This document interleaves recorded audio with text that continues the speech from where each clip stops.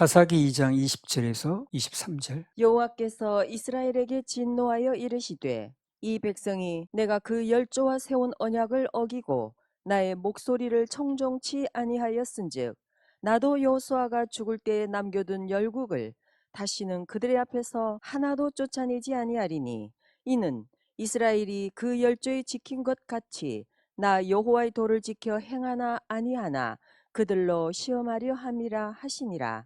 그 열국을 머물러 두사 속히 쫓아내지 아니하시며 여호수아의 손에 붙이지 아니하셨음이 이를 인함이었더라. 여호와께서 이스라엘에게 말씀하시길 난 언약 그대로 지켜왔는데 하나님 지키시죠. 그들이 그 언약을 어겼다는 겁니다. 그리고 내 목소리를 청종치 아니하였다. 그래서 나도 하나님께서도 여호수아가 죽을 때 남겨둔 열국이 몇 개 있는데 다시는 그들 앞에서 하나도 안 쫓아내겠다고 하시는 거예요. 무서운 말씀하시는 거죠. 하나님께서 다 쫓아내 주셨는데 이제 말을 안 들으니 나는 언약대로 했는데 약속대로 했는데 너네가 약속을 자꾸 안 지키니까 그들 앞에서 내가 약속한 땅이긴 맞지만 그러나 다 쫓아내지 않겠다. 이렇게 말씀하시는 겁니다. 이런 걸 보면서 우리가 알 수 있는 그거죠. 이제까지 그들이 잘해서 쫓아낸 것처럼 보일지 모르지만 다 하나님이 쫓아내 주신 거예요. 그런 얘기 아니겠어요? 이제 내가 더 이상 안 쫓아내 주겠다는 말씀은 이제까지는 쫓아내 줬다는 얘기를 하는 거거든요. 그래서 하나님께서 그들을 쫓아내지 아니한 것도 다 이유가 있다는 겁니다. 괜히 우연히 일어난 게 아니고 다 이유가 있다는 거예요. 그래서 하나님께서 하신 일은 알고 보면 우리 잘 몰라서 그렇지 알고 보면 반드시 그분의 의도가 있어요. 그리고 섭리가 있습니다. 자꾸 이 좁은 소견으로 이해 안 된다고 원망하고 불평할 게 아니라 그분의 의도가 있다는 거, 그분의 섭리가 있다는 거 알려고 해야 된다는 거예요. 인생 살다가 어떤 일을 당했거나 어떤 일이 일어났을 때 너무 섣불리 판단하지 말고 또는 급히 원망하거나 불평의 말을 입 밖으로 내놓으면 안 됩니다. 그건 나중에 꼭 후회해요. 그렇게 되면 잘못하면 페널티 봅니다. 그래서 지금 우리 눈앞에 일어나는 현상 뒤에는 잘 몰라서 그렇지 믿음의 눈으로 보게 되면 하나님의 엄청난 프로젝트가 있을 수 있어요. 그게. 근데 내가 원망 불평하는 순간에 그 엄청난 계획과 프로젝트가 날아가 버리는 거죠. 하나님의 시험은 합격하면 좋지만 불합격해서 저준 받는 건 아니지만 준비한 상급을 못 받는다고 그랬잖아요. 전도서 5장 2절. 너는 하나님 앞에서 함부로 입을 열지 말며 급한 마음으로 말을 내지 말라. 하나님은 하늘에 계시고 너는 땅에 있음이니라. 그런즉 마땅히 말을 적게 할 것이라. 간단히 말하면 땅에서 살고 있는 우리가 하늘에 계시는 그분의 일을 다 할 수 없다는 겁니다. 높은 데 올라갈수록 더 잘 보이는 거죠. 그렇잖아요. 그래서 그 망대 같은 거를 높은 데 세우는 이유가 그거 아니야. 다 잘 보이라고. 땅에서 보는 것과 높이 올라가서 보는 것은 차이가 많은 거거든요. 사람 위치도 그래요. 낮은 위치에서 보는 것과 높은 위치에 올라가서 보는 게 달라집니다. 더 잘 보이고 그래요. 남이 못 보는 게 보입니다. 그 위치에서는. 그래서 우리가 땅에 있으면서 하늘의 일을 잘 알 수 없기 때문에 여리고성이 무너질 때처럼 좀 조용히 하라는 겁니다. 섣불리 말하지 말고 자꾸 그냥 입에서 나온 대로 말하지 말고 말할수록 손해 그거예요. 말할수록 점점 하나님 일하시면 멀어지고 자칫하면 페널티 물게 되니까. 지내보니까 그렇더라고. 급한 마음에 말을 꺼냈는데 꺼내고 나서는 계속 손해야. 후회 막급이야. 그 얘기를 또 해가지고 나 이렇게 그런 적 많이 있습니다. 잠언 25장 2절. 이를 숨기는 것은 하나님의 영화요 이를 살피는 것은 왕의 영화니라. 그럼 일을 왜 숨기실까요 그분이? 한 번에 터뜨리시려고. 그게 숨기는 거예요. 영어로 선물을 뭐라 그러냐면 서프라이즈 그럽니다. 서프라이즈. 깜짝 놀란다고 말이거든. 그래서 하나님께서 우리 모두에게 깜짝 놀랄 일을 예비하고 계시대요. 그래서 우리는 박수 올려드리고 찬양하면 됩니다. 그게 사사기 2장의 마지막 말씀입니다. 자, 사사기 3장 1절에서 4절. 여호와께서 가나안 전쟁을 알지 못한 이스라엘을 시험하려 하시며 이스라엘 자손의 세대 중에 아직 전쟁을 알지 못하는 자에게 그것을 가르쳐 알게 하려 하사 남겨두신 열국은 블레셋 5방백과 가나안 모든 사람과 시돈 사람과 바알 헤르몬 산에서부터 하맛 어구까지 레바논 산에 거하는 히위 사람이라. 남겨두신 이 열국으로 이스라엘을 시험하사 여호와께서 모세로 그들의 열조에게 명하신 명령들을 청종하나 알고자 하셨더라. 자, 우선 먼저 하나 짚고 넘어갈 게 뭐냐면 가나안 전쟁을 잊어버렸다 그랬는데 전쟁을 잊어버리고 자꾸 평화하면 평화는 좋지만 그러나 하나님께서 전쟁이 무엇인가를 알려주실 수가 있습니다. 하나님 예배 성공하는 게 중요한 거지 평화로운데 뭘 지금 그건 믿을 게 못 돼요. 평화를 외치는 게 중요한 게 아니고 전쟁에 준비하고 또 대비하는 게 굉장히 중요하다는 겁니다. 그래야 오히려 평화가 유지됩니다. 지금 우리나라 반전주의자가 참 많은데 물론 나도 평화를 원하죠. 전쟁하는 거 좋아하는 사람 누가 있겠습니까? 그러나 평화를 원한다고 평화가 되는 게 아니라니까요. 평화는 단순히 이걸 외쳐서 되는 게 아니에요. 철저하게 대비하는 자에게 주어지는 선물입니다. 그냥 평안하다고 안심하게 만들고 대비도 안 하게 만들고 느슨하게 만들고 풀어지게 만드는 거 다 사단의 수법입니다. 하나님은 깨어 준비하라고 그랬지 늘어지라고 말씀하신 적 없어요. 하나님께 결코 이 세상이 평안하고 안전한 곳이라고 말씀하신 적이 없다니까요. 이 세상은 전쟁터라고 그랬고요. 싸움의 터전이라고 그랬지. 이 세상이 그렇게 평안한 곳이고 안전하다고 말씀하신 적 없습니다. 오히려 세상에서 너희가 환난을 당하나 담대하라. 환난 당한다고 그랬습니다. 진정한 평화는 이제 예수 그리스도가 이 땅에 오셔서 직접 통치하시는 천년왕국. 그때는 평화 가능합니다. 그러나 그 전에는요. 전쟁과 난리 소문 끊임이 없습니다. 옛날 역사적으로 그랬고 지금도 마찬가지고. 앞으로도 마찬가지. 지금도 전쟁이 얼마나 많이 일어나고 있어요. 그래서 천년왕국이 될 때까지는 우린 계속해서 깨어 있어야 되고 준비가 필요합니다. 죄와 전쟁은 끝이 없다고 그러잖아요. 데살로니가전서 5장 3절. 저희가 평안하다 안전하다 할 그때에 잉태된 여자에게 해산 고통이 이름과 같이 멸망이 호련히 저희에게 이르리니 결단코 피하지 못하리라. 평안하다 안전하다 할 그때에 잉태된 여자에게 진통이 오듯이 멸망이 호련히 저에게 이른다는 거예요. 근데 결단코 못 피한다는 겁니다. 그러니까 미리 대비가 필요하죠. 그걸 알고 대비할 수는 여유가 없어요.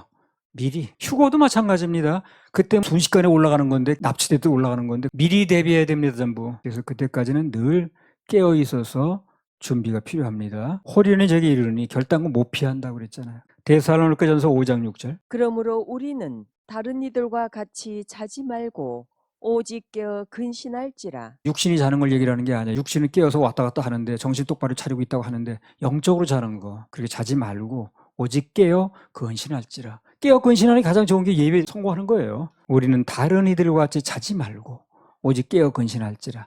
밤에 잠자지 말라는 얘기를 하는 게 아니에요. 잠 안 자고 견디는 사람이 없으니까 영적으로 자지 말라는 거예요. 그래서 최고로 깨어 있고 최고로 근신하는 상태가 바로 예배 드리는 거예요. 예배 성공하면 다 깨어 있는 겁니다. 예배 중 선포되는 말씀을 듣고 다시 새롭게 무장하는 것만큼 하나님 앞에서 깨어 있는 것입니다. 자, 지금까지 소론이었어요. 소론이고 이제 본론으로 한번 들어가 보는 겁니다. 사사기 3장 1절에서 4절. 여호와께서 가나안 전쟁을 알지 못한 이스라엘을 시험하려 하시며 이스라엘 자손의 세대 중에 아직 전쟁을 알지 못하는 자에게 그것을 가르쳐 알게 하려 하사 남겨두신 열국은 블레셋 5방백과 가나안 모든 사람과 시돈 사람과 바알 헤르몬 산에서부터 하맛 어구까지 레바논 산에 거하는 히위 사람이라. 남겨두신 이 열국으로 이스라엘을 시험하사 여호와께서 모세로 그들의 열조에게 명하신 명령들을 청종하나 알고자 하셨더라. 그래서 여기 하나님께서 이방 족속들을 다 멸하지 않으시고 남겨두신 이유가 나왔어요. 그 이유가 뭐냐면 하나님께서 모세를 통해서 여러 가지 약속을 하셨는데 말씀하셨는 걸 이스라엘 백성들이 그대로 청종하는가 안 하는가, 듣나 안 듣나, 그 말씀에 무게를 두고 받아들이는가 안 받아들이는가, 이걸 알고 싶다는 거예요. 우리 똑같습니다. 우리에게 말씀이 주어지죠.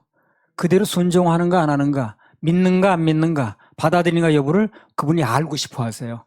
그러니까 우리는 뭐 해야 돼? 중심을 보여드려야지 항상. 항상 중심 보여드리는데 실패하면 안 되는 거예요. 그걸 알고 싶어 하시니까. 중심이 돼 있다는 게 합격이 되면요. 그 다음부터 오는 보상이 많아요. 근데 반드시 그걸 알고 싶어 하셔요. 그냥 주시는 게 아니라 알고 증명되면 그때 주시는 거예요. 상급이니까. 그래서 뭔가 삶 속에서 어려움이 생기잖아요. 그러면 이유 불문하고 우선 거기서 뭘 해야 되냐면 하나님의 뜻이 뭐냐, 그리고 하나님의 섭리가 무엇인가, 이걸 찾으려고 해야 돼. 그게 굉장히 중요합니다. 누구에게나 해당되는 거예요. 나에게도 해당되고 여러분에 해당되고. 이걸 발견 못하면 그 뒤에 있는 모든 게 이제 다 나한테 오지 않는 거죠. 그래서 남겨둔 이유가 있는 거예요. 그걸 괴롭히라고 남겨둔 게 아니라 그렇게 약속한 게 많이 있는데 그대로 청종하는가 안 하는가. 이렇게 청종하면 많은 약속들을 해 주시겠다는 거죠. 보상이 오는 거죠. 청종 안 하면 그 약속들이 무효가 되는 거예요. 못 받는 거죠. 그래서 하나님 편에서 아쉬운 겁니다. 주려고 했는데 못 받으니까. 그래서 하나님 뜻이 무엇인가를 찾으려고 해야 되고, 조금 어려운 시험 문제가 나와도 그걸 이거 합격만 하면 보상이 짭짤하겠네, 이렇게 생각을 해야 됩니다. 너무 쉬운 문제는 합격해봤자 별거 아니에요. 그러나 조금 어려운 문제는 합격하면 그만한 보상이 있습니다. 시험 문제 좀 어렵네요. 그러면 반드시 그 시험에 합격을 해야 됩니다. 그래서 하나님 뜻이 발견되면 무조건 아멘 해야 되겠죠. 뜻이 발견되는데 거기서 아니요 하면 되겠어요. 어떤 시험에도 합격하면 그러면 거기 보상이 있습니다. 그래서 어떤 문제가 벌어지면 거기서 하나님 출제 의도가 뭔지 이걸 알아내려고 해야 되는 거예요. 순종해야 되고. 그걸 다 알아보려고 테스트하시는 거예요. 창세기 22장에 보면 아브라함 나오죠. 이삭을 번제로 드리라 그랬어요. 보통 시험이 아니지 이거. 아들을 목사 만들어라 이것도 사람들이 싫어하는데 그냥 번제로 드리라는 건 보통 일이 아니잖아요 지금. 그것도 하나밖에 없는 아들을. 근데 아브라함은 그 명령에 이유 불문, 이유를 붙인 적이 없어요. 뭐 하라고 그러시는데요? 그러면 그렇게 약속하신 거 틀리는데요? 뭐 하라 줬어요? 그러면 뺏어가려면 그러지 않았어요. 무조건 순종했습니다. 그 결과가 좋았어요? 나빴어요? 너무너무 좋은 거야. 아브라함 오복 얘기했잖아요. 너무너무 좋은 거예요. 복의 근원이 됐고 오늘날 아브라함이 모든 민족의 조상이 돼버렸어요. 그래서 마호멧 교도든 모슬렘이든 우리 믿는 사람이든 유대교든 그 아브라함은 조상이라고 그래. 그래서 무슨 시험이든 문제를 낼 때는 출제자의 의도가 있습니다. 그렇잖아요?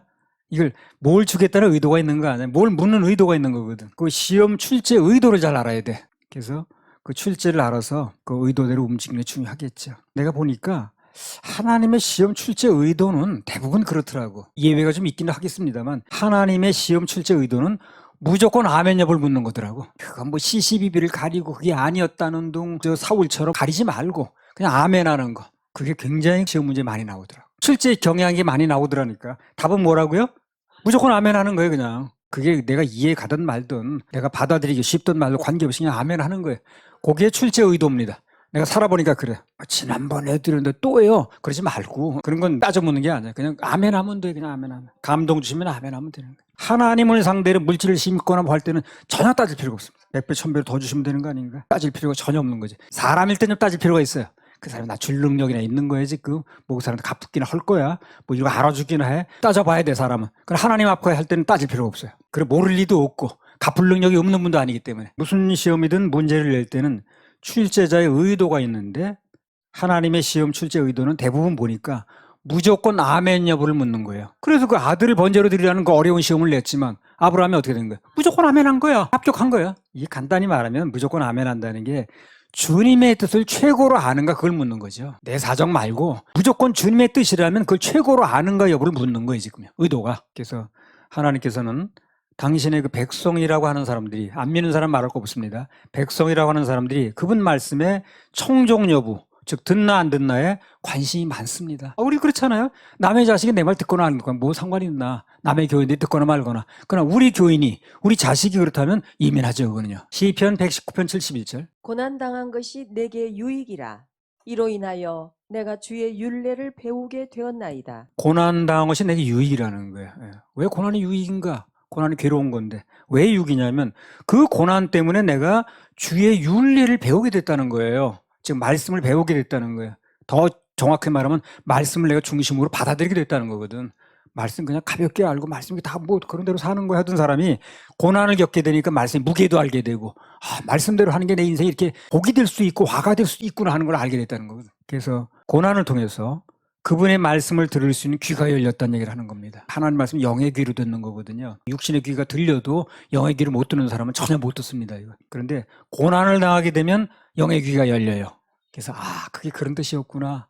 그냥 내가 그게 이해가 되든 안 되든 우선 복의 손해가 돼 보이든 안 보이든 아멘 해야 되겠구나 하는 걸 배우게 되는 거지. 우리 하나님 백성들이 들을 귀가 닫혀 있잖아요. 그러면 여러 가지 역경을 통해서 우리 마음을 낮추시고 연단하십니다. 계속. 귀가 영 막혀 있어 이 사람이 영 안 들려 통 몰라 그러면 그 연단을 통해서 환경을 통해서 형편을 통해서 귀가 열릴 수밖에 없는 일을 자꾸 만드세요. 그걸 통해서 주의 율례를 배우게 하신다는 거죠. 바꿔 말하면 그분의 말씀에 귀를 기울이게 만드시는 거예요. 그래서 그분의 말씀을 이렇게 귀담아 듣지 않는 사람이 고난을 겪고 나니까 연단을 겪고 나니까 그분 말씀이 막 들리는 거야. 말씀을 무시하면 안 되겠구나. 그 말씀대로 빗나가면 안 되겠구나. 엇갈리면 안 되겠구나 하고 이제 알게 되는 거지. 징계라든가 그런 걸 겪어본 사람과 그렇지 않은 사람은 차이가 많더라고. 하나님 실력을 본 사람은 그분 말씀이라면 들을 수밖에 없어. 실력을 한번 봤으니까.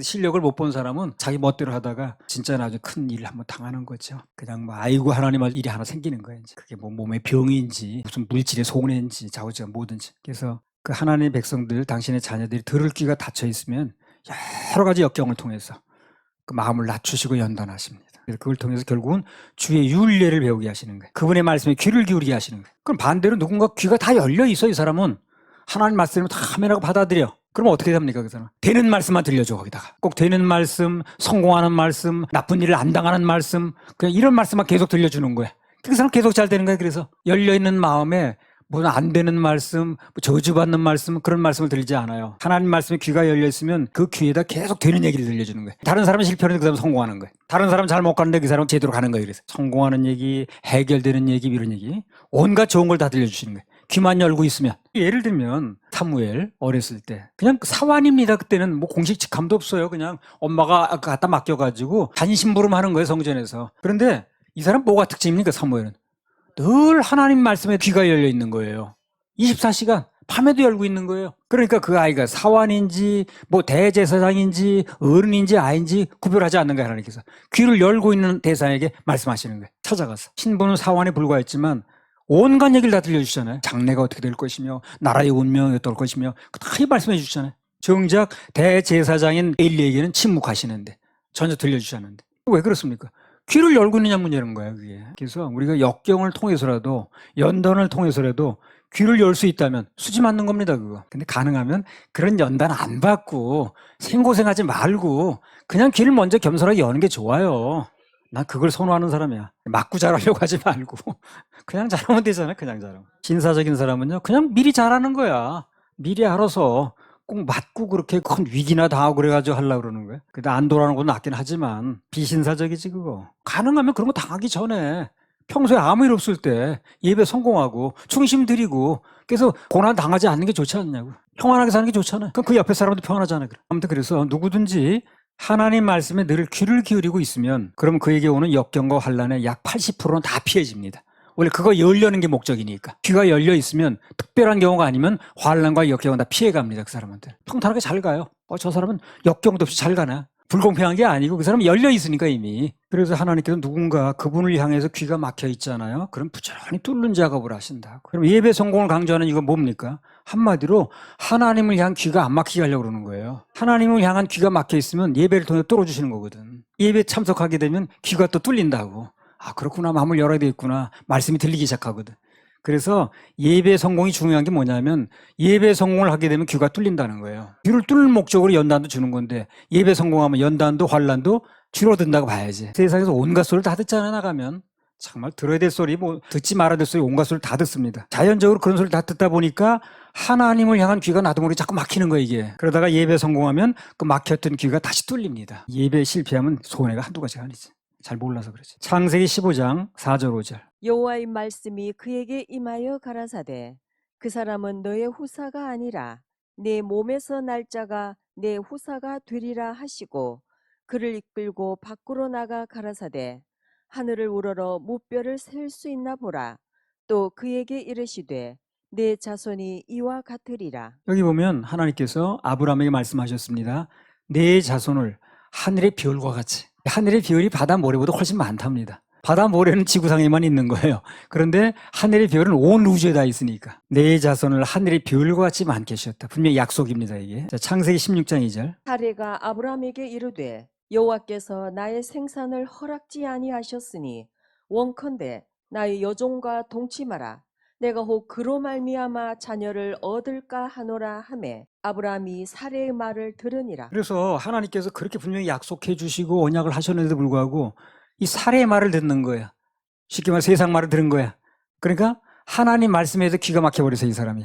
그러니까 귀가 막혔으니까 딴짓을 하는 거예요. 그거 되지도 않아 그거예요. 아이 무슨 당신이나 나나 몸 상태를 보면 부부가 몰라요. 그거 애날 몸이에요. 이렇게 되니까 아브라함이 그건 안 된다는 그 사람의 말을 듣는 거예요 지금. 그 말을 듣는 순간 말씀에 대한 귀가 막혀버렸습니다. 그래서 사고 치는 거예요. 말도 안 되는 소리를 자꾸 듣는 것 자체가 시험이라는 걸 알아야 돼요. 그래서 가능하면 말도 안 되는 소리 하게 되면 그 자리에 피하세요. 안 듣는 게 유익합니다. 들으면 들은 것만큼 손해봐요. 그 씻어내느라고 정신없어. 그래서 말도 안 되는 얘기를 누가 하거나 불만불평을 끄집어내면 아예 그냥 기도해주고 따로 떨어져요. 그냥 들으려고 하지 말고. 듣는 것만 손해라니까. 그럼 아브라함의 귀가 왜 막혔는가 그 원인도 좀 알 필요가 있겠죠. 창세기 16장 3절. 아브라함의 아내 사레가 그 여종 애굽 사람 하갈을 가져 그 남편 아브라함에게 첩으로 준 때는 아브라함이 가나안 땅에 거한 지 10년 후이었더라. 자, 그래 가만히 보게 되면 여기 10년 동안에는 이상하게 아브라함이 예배 드렸다는 기록이 없어요.